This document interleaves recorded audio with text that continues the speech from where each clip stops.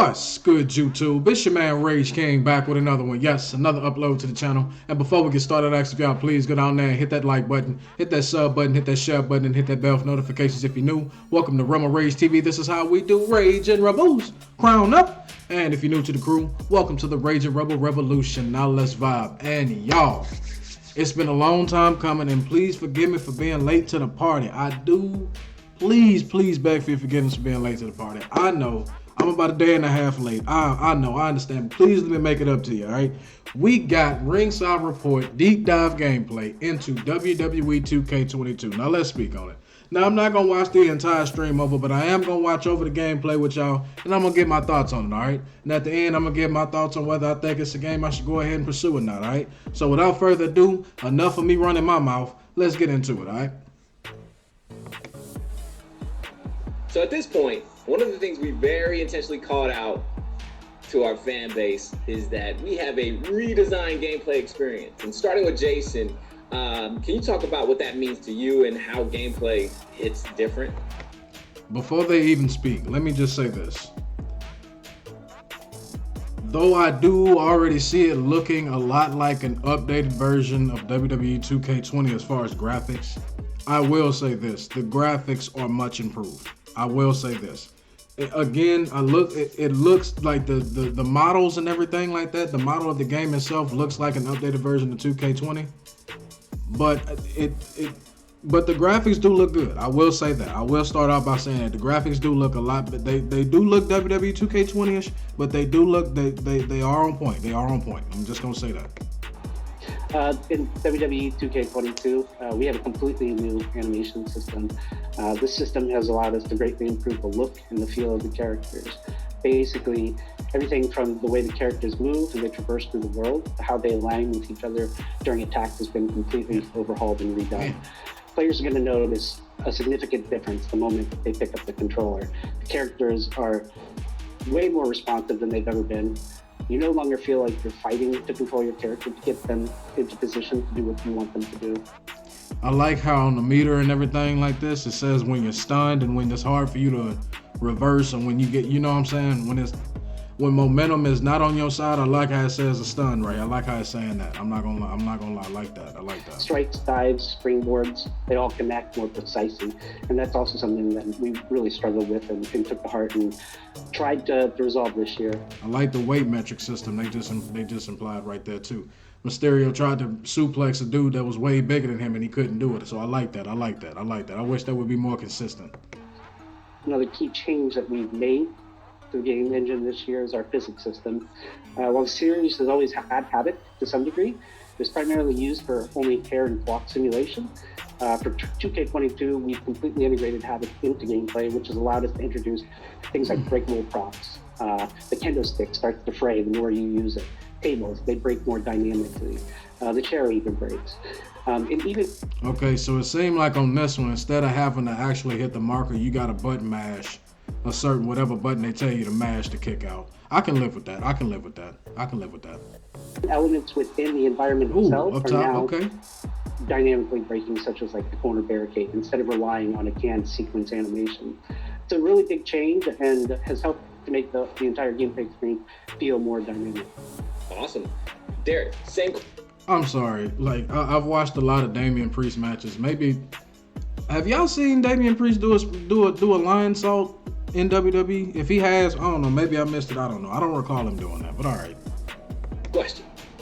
So for me, when we sat down to figure out how we were going to change gameplay for 2K22, one of the biggest things that we put as a priority was making sure the game is fun in a pick up and play kind of way. I want to be able to hand the controller to my friend who doesn't know anything about WWE, and I want them to still be able to have a good time and be able to just kind of hop in with me.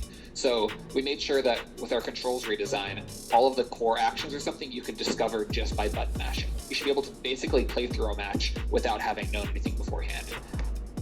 I'm not gonna lie. As far as the combat, I don't know about button mashing in a wrestling game. Button mashing in a wrestling game, I don't know.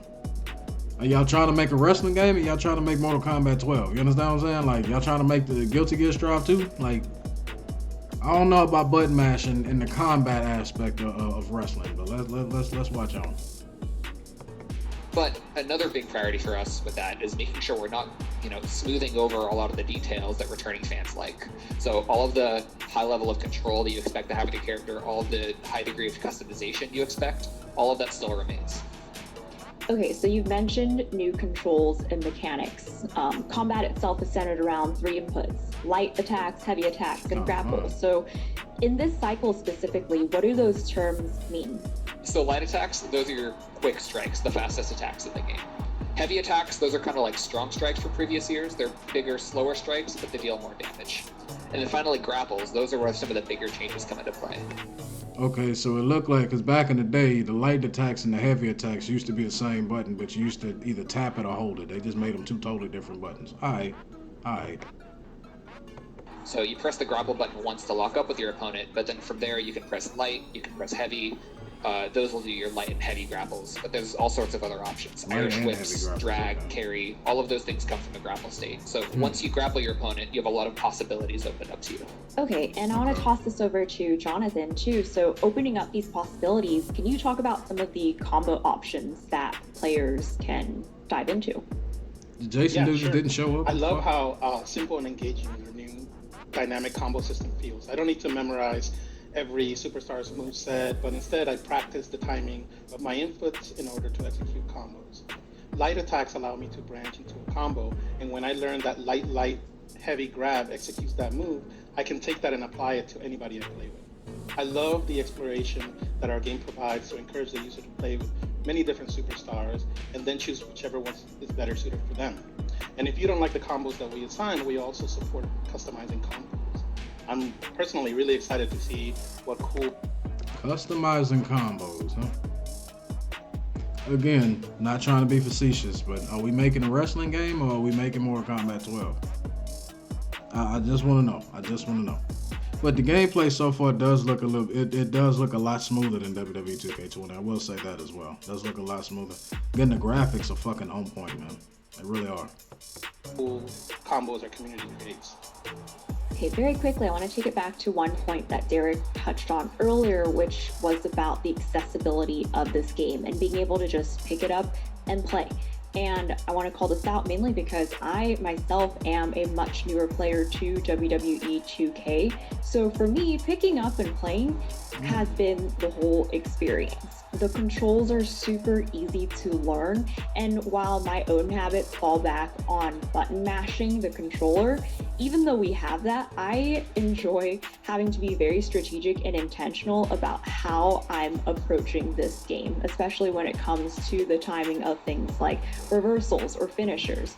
So I can definitely attest to, hey, if you're feeling intimidated by this, please don't. Pick it up, try it out, you'll have such a blast. But also, if you're a vet, you've been playing this for a long time, can y'all talk about how vets can better show off their moves and what that means for the overall strategy of their experience? So a lot of the strategy for our game comes with... I like the new camera angles they implemented in as well. I really do. I like the new camera angles, especially on the high impact moves and shit. I like that a lot. The new defensive options that we've added this year. So one of the biggest examples is breakers. Instead of reversals being the only tool for countering your opponent's attacks, grapples and combos actually don't use reversals. Instead, you counter them with a breaker.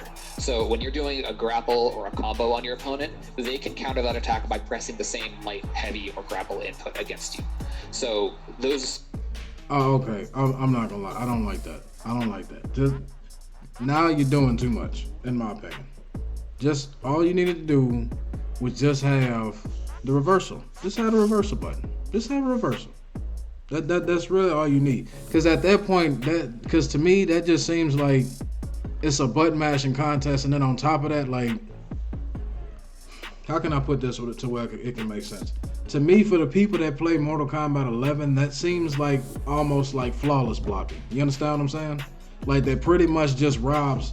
All you got to do is just click damn near every button on the damn controller, you know what I'm saying? And then you basically just stealing back each other's turns. You understand what I'm saying? Like, basically, who gets a chance to play and who doesn't. You understand what I'm saying?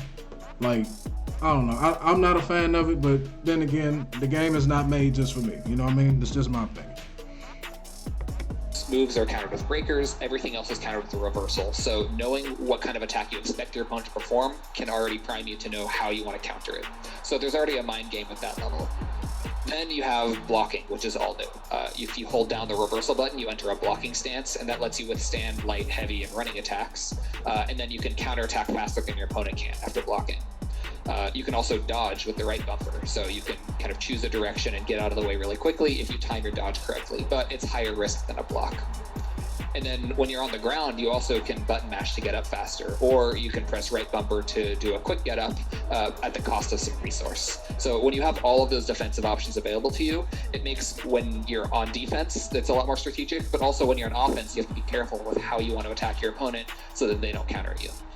So I see what they were going for, but that's one of those things right there, to me, in my opinion, like, it sounds good on paper, but when you play it and you got, you know what I'm saying, you got people that actually play this shit just as much as you do, if not more, it just seems like it seems like it'll be more problematic than it would be something that people would like to see. You understand what I'm saying? But that's just me looking at it. You know, that's just me looking at it, and again, that's just my opinion. They don't make the games just for me, and I'm perfectly fine with that. I can enjoy the game and have some things about the game I don't enjoy, and vice versa. You understand what I'm saying? But that's just my opinion. Let's watch on. Community has been speculating about the HUD and like guessing like what, you know, these little glowing meters mean and all this stuff. Jonathan, I'm gonna let you be the first to break this down and break the news. And let's dive into the HUD and give the community some clarity here.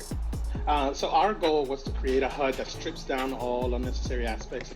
I don't know about y'all, before they get to finishing about the HUD, I don't know about y'all, but that refs count is incredibly too slow. I hope they can speed that up. That's incredibly too slow. Simply gives the user the information that they need without distracting the user from the in-game action. So at the very top, you'll have the vitality meter, and this is basically your health bar. Okay. Below that, you'll find a special meter, which is a resource you want to spend to perform signatures, paybacks, or defensive action. Finally, at the bottom is your finisher meter, where you can store up to 3 stocks. Cool with that. So there's one thing that's missing that I think a lot of people are like, where's the reverse stock? Can you talk a little bit more about, like, you know, the changes we made there? Yeah, sure. Yeah, obviously the biggest change that we made was removing the reversal stock from the HUD. We felt that 2K20's matches came down to how the users manage their reversal stock. We wanted to bring a bit more skill to a match by giving the users unlimited reversals, but making them a little bit more difficult to execute.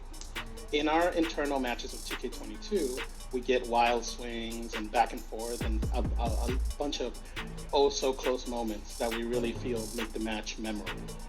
And in addition to that, we added a new stun meter that shows up on the characters when it's close to being killed. So we're really excited to show off our new HUD and for our users to play with all of. So no more reversal meter in the HUD. No more reversal meter. You can get infinite reversals, but it's more difficult to perform. That's where the button mashing comes in. I'd like to see how that works out. Again, I'm all for trying things, you understand what I'm saying? I don't think it'll work like that, but it's something that's one of them things I'd have to wait, I'd have to actually play myself and see. You understand what I'm saying? Again, I can't really judge it too much right now, because at face value, I'm looking at it, I'm like, I don't know.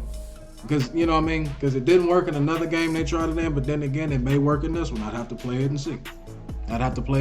The new additions and our streamlined approach.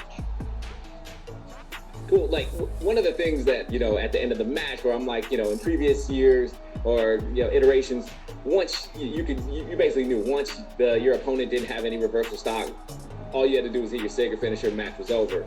That's not the case anymore, right? Like, someone can just pull out like a reversal and this back and forth. And so, Derek, can you talk about how strategy is incorporated into that part of this new mechanic? Yeah, so with reversals no longer being on a limit, that opens up a lot of possibilities for how your opponent can counter you, right? Like they could always pull a reversal out, or if you're using combos and grapples, they could hit you with a breaker. But the stun meter that Jonathan mentioned earlier, that's one of your biggest tools for making sure that you can pull off your biggest move without getting countered.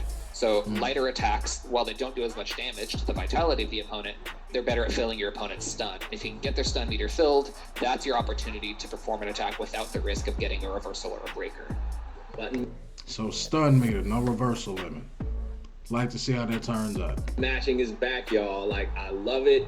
It creates a whole new level of like intensity in those tight matches. And yeah, like I gotta practice my finger strength on that just so I can beat everyone down when this game goes online.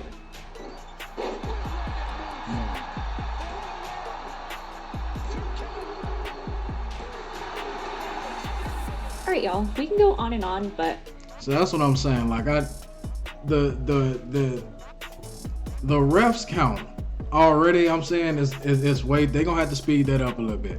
I get it. It's probably to increase the drama of the match. Understand what I'm saying? I'm not saying it's got to be 1, 2, but a 1, 2. It seemed like Duke just 1,